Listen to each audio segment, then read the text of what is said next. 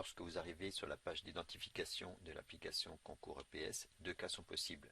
Soit vous vous êtes déjà connecté à l'application et vous connaissez déjà votre login et mot de passe, soit c'est votre première connexion et donc vous avez dû recevoir un mail vous invitant à vous connecter à l'application.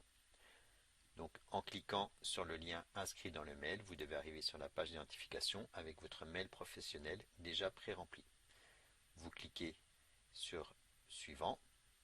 Si c'est votre première connexion, vous allez avoir la possibilité de saisir tout d'abord votre mot de passe personnel. Donc saisissez un mot de passe,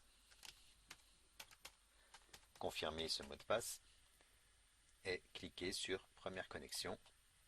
Vous arrivez à ce moment-là sur votre portail. Je reviens en arrière. Si jamais l'adresse est inconnue chez nous, donc par exemple je saisis une adresse qui n'est pas encore dans la base, en cliquant sur Suivant, vous aurez un message d'information qui vous donne les trois cas possibles. Soit vous avez saisi une mauvaise adresse mail, on vous rappelle qu'il faut utiliser votre adresse mail professionnelle, celle qui était contenue dans le lien vous invitant à vous connecter. Si vous êtes enseignant, peut-être que vous n'avez pas encore été proposé par votre hiérarchie, votre EPR ou votre directeur de STAPS ou d'INSPE. Dans ces cas-là, prenez contact avec votre responsable pour qu'il vous propose en tant que juré.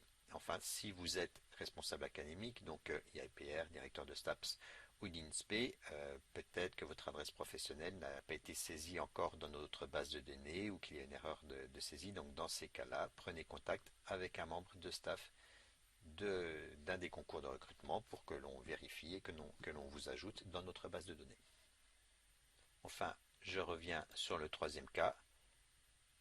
Lorsque vous êtes déjà identifié, l'application vous demande simplement votre mot de passe que vous aviez précédemment saisi et vous pouvez vous connecter à votre portail.